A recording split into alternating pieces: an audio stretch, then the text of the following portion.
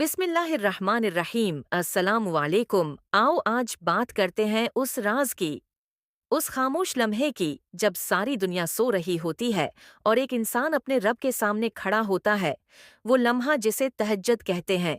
और तहज्जुद में जो आंसू बहते हैं वो आंसू आम नहीं होते। ये वो कतरे हैं जो दिल की सख्ती को नरम करते हैं, थके हुए दिल को सुकून देते हैं और इंसान की जिंदगी बदलने की ताकत रखते हैं। रात की तारीकी में जब इंसान सजदे में जाता है तो उसके अल्फाज खत्म हो जाते हैं, बस दिल बोलने लगता है। यही वो वक्त है जब इंसान अपने रब के सबसे ज्यादा करीब होता है। नबी करीम ने फरमाया कि हमारा रब रात के आखिरी हिस्से में आसमानी दुनिया पर नुज़ूल फरमाता है और पुकार कर कहता है कोई मुझसे मांगने वाला कि मैं उसे अता कर दूं?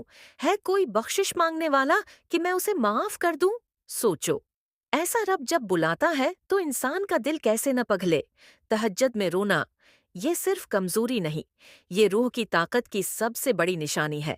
इंसान जब लोगों के सामने नहीं रो सकता तो रब के सामने टूट जाता है, और जो रब के सामने टूट जाता है दुनिया उसको कभी तोड़ नहीं सकती। तहज्जुद में बहने वाला हर आंसू दरअसल दिल के बोझ को धो देता है। इंसान सारा दिन परेशान रहता है, कभी रिज्क की फिक्र, कभी रिश्तों का बोझ, कभी गुनाहों का एहसास, और कभी वो बातें जो किसी को नहीं बताई जा सकते। दिन भर ये सब दिल में जमा होता रहता है। फिर जब रात को तहज्जुद में बंदा सजदे में जाता है तो ऐसा लगता है जैसे अंदर से कोई ताला खुल रहा है, जैसे दिल के अंदर कोई भारी पत्थर हट रहा हो, जैसे रूह पर से कोई बोझ उतर रहा हो। ये रोना, ये आंसू अल्लाह के कर्ब की निशानी होते हैं। जब दिल अल्लाह से जड़ जाता है तो वो टूटता नहीं, नरम हो जाता है। दिल का नरम होना इंसान के ईमान की अलामत है। ये आंसू दिल का जिंग उतार देते हैं, दिल को हल्का कर देते हैं, फिक्र कम कर देते हैं, और इंसान अपने रब की मोहब्बत को महसूस करना शुरू कर देता है।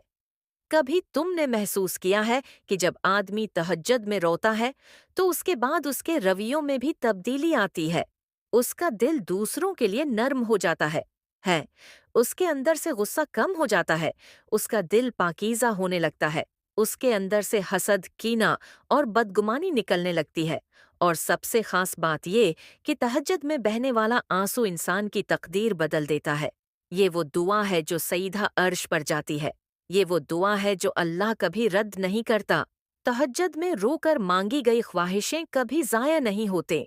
या अल्लाह उन्हें फौरन दे देता है, या उनसे बेहतर चीज़ अता कर देता है, या फिर इसी के ज़रिए किसी मुसीबत को टाल देता है।